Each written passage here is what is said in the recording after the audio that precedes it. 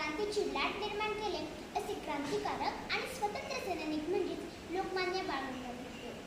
आपला देश जेव्हा ब्रिटिशांच्या जुलमीत राजवटीखाली पारतंत्र्याच्या बेड्यात जखडला गेला होता तेव्हा समाज भयभीत होऊन अन्यायाला सहन करत होता. अशा वेळी लोकांना जागे करण्याचे सर्वात मोठे कार्य टिळकांनी हाती घेतले. त्यांनी स्वराज्य हा माझा जन्मसिद्ध हक्क आहे आणि तो मी मिळवणारच ही गर्जना केली. या एकाच वाक्याने देशातील तरुणांमध्ये एक नवी ऊर्जा भरली. टिळकांचा जन्म 23 जुलै 1856 रोजी रत्नागिरी जिल्ह्यातील चिखलगाव येथे झाला. एक उत्तम शिक्षक, प्रखर पत्रकार आणि कायदेतज्ञ होते.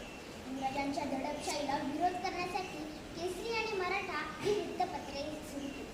केसरीमधील त्यांचे लेख इतके जळजळीत होते की घाबरून भीषण त्यांना असंतोषाचे जनक असे नाव दिले.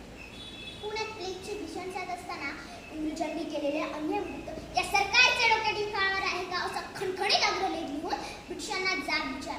केवळ राजकीय लढाच नाही तर त्यांनी भारतीयांमध्ये एकात्मता आणि देशभक्तांची भावना रुजावी यासाठी त्यांनी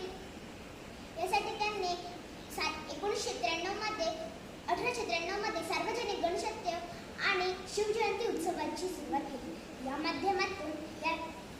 माध्यमातून लोकांना एकत्र आणून स्वातंत्र्य लढ्याची जन आंदोलनाचे स्वरूप दिले.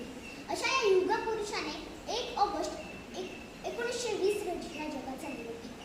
आज ते आपल्यात नाही परंतु त्यांचे विचार, त्यांचे कार्य, त्यांची सिंहगर्जना आजही आपल्या हृदयात जिवंत आहे. अशा या महान क्रांती सूर्याला माझे कोटी कोटी प्रणाम.